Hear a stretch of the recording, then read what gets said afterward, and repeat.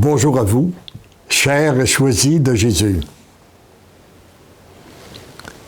Le titre du message que nous allons commenter aujourd'hui est « Tu es un baume pour mon cœur blessé ». Ça, c'est le message qu'il m'avait demandé de donner à un de mes amis. Et c'est sans doute ce qu'il veut vous donner à chacun de vous. Tu es un baume pour mon cœur blessé. Nous en sommes au 16 mai 1999. Il est 23h30. Habituellement, tous les textes sont écrits le matin, parfois dans la nuit ou très tôt le matin.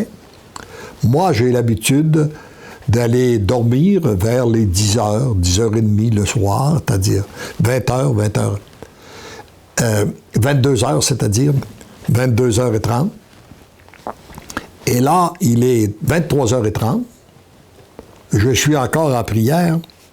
Et il me dit, mon tout petit, merci de répondre à ma demande en acceptant d'écrire à cette heure non coutumière.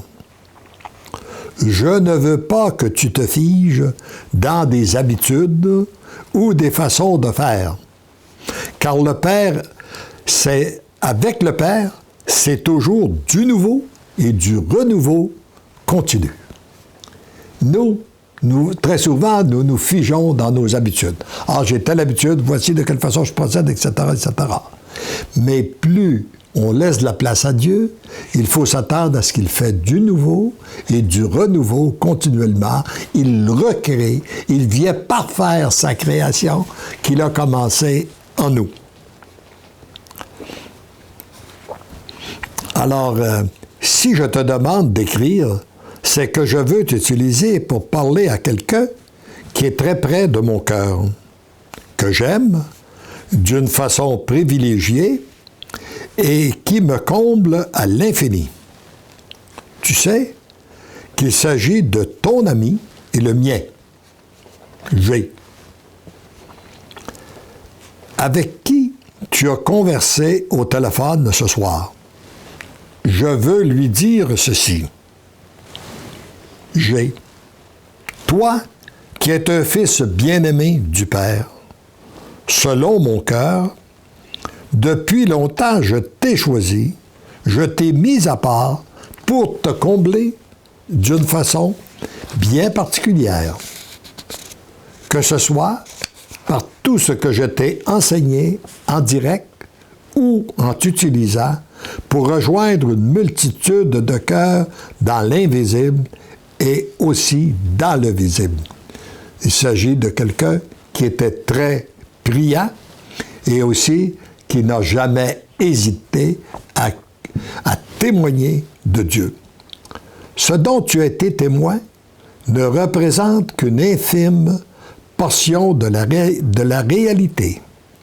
À chaque instant, tu me combles de bonheur, tu es un baume pour mon cœur blessé. Si tu savais comme je suis heureux de te voir enfin accueillir l'amour que je veux déverser dans ton cœur. Et je vous ai dit au début que le Seigneur voulait que nous soyons tous des baumes pour son cœur blessé. Eh bien, il n'y a qu'un seul moyen, c'est d'accueillir son amour. Je suis sûr que la grande souffrance qu'a portée Jésus au moment de son agonie, c'était pas la souffrance physique, mais bien le refus des gens d'accueillir l'amour qu'il voulait apporter sur cette terre. Et cette souffrance-là, il la porte toujours. Et c'est en accueillant son amour qu'on peut être un baume pour son cœur blessé. Oui, c'est toi que j'aime tel que tu es. Accueille encore davantage l'amour que je veux déverser dans ton cœur, en direct, et aussi à travers les autres, principalement par ton épouse bien-aimée, C. Alors, voyez-vous, le Seigneur a deux façons pour déverser son amour. Ou bien c'est en direct, ou c'est à travers les autres. Ça peut être à travers nous, qui veut déverser son amour pour les personnes qu'il met sur notre route, ou il peut utiliser des personnes qu'on rencontre pour déverser son amour en nous, en passant par cette personne-là. Et principalement par nos conjoints. Je suis à faire de votre couple un modèle parfait de votre amour, de mon amour. Vous êtes présentement et vous serez de plus en plus des témoins éblouissants de mon amour. Vous découvrirez de plus en plus la grande liberté des enfants de Dieu. Plus vous découvrirez la liberté que le Père vous a donnée, plus vous serez comblés de son amour et plus vous serez témoins des transformations qu'il fera autour de vous, mais toujours dans la très grande liberté.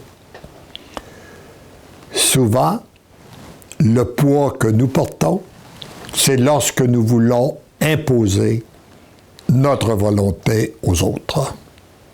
Mais Dieu nous a créés libres, il respecte notre liberté, et si nous voulons agir réellement selon la volonté de Dieu, nous devons aussi respecter la même liberté des personnes qu'il a mis sur notre chemin. Je pense principalement aux grands enfants que nous avons. Je ne parle pas d'un petit qu'il faut éduquer, mais lorsqu'il est devenu adulte, nous devons respecter la même liberté que Dieu nous donne.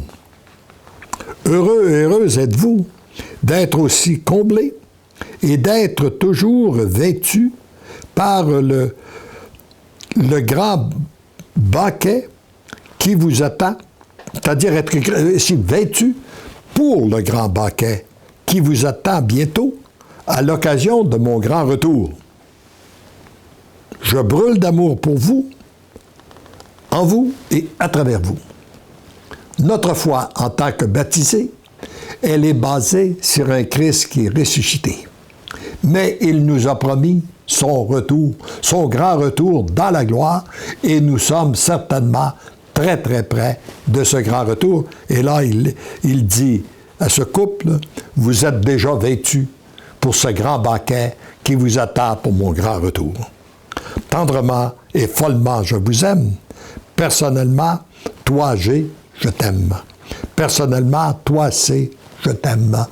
Et c'est ce qu'il veut vous dire personnellement à chacun de vous qui m'écoutez. Personnellement, toi, je t'aime. Amen.